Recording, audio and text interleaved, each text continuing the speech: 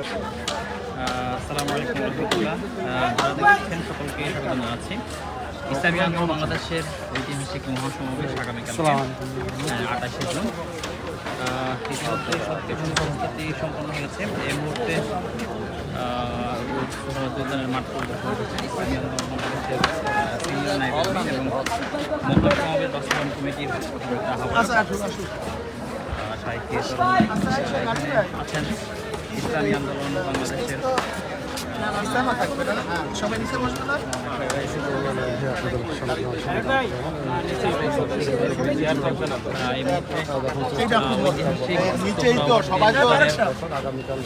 যে মহাসমাবেশ প্রস্তুতি কিন্তু পরিদর্শনে কিন্তু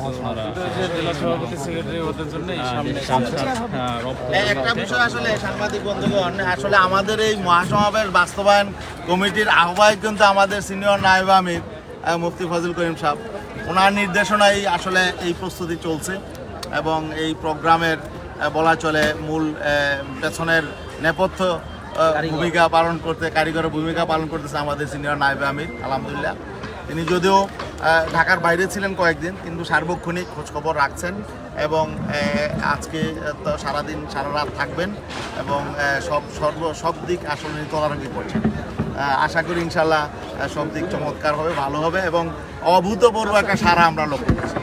সারা বাংলাদেশে একটা অভূতপূর্ব সারা। কত লক্ষ মানুষের জমায়েত? এটা আপনারা কালকে দেখবেন। কালকে আপনাদের দাওয়াত দিচ্ছি, আপনারা আসেন, কালকে আপনারাই বলবেন কত লোক হয়েছে।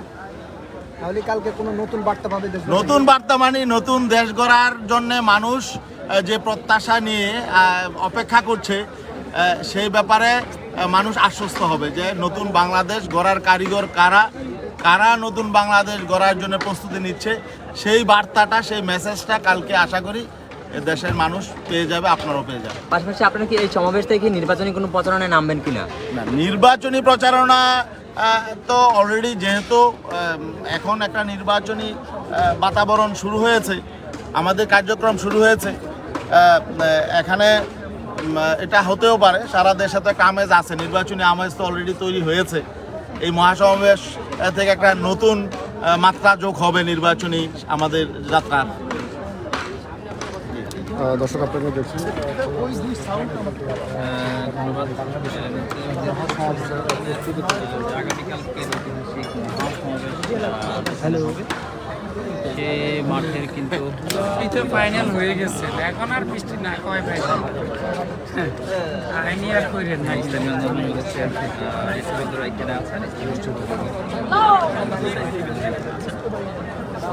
ঠান্ডা পানি আমার এখানে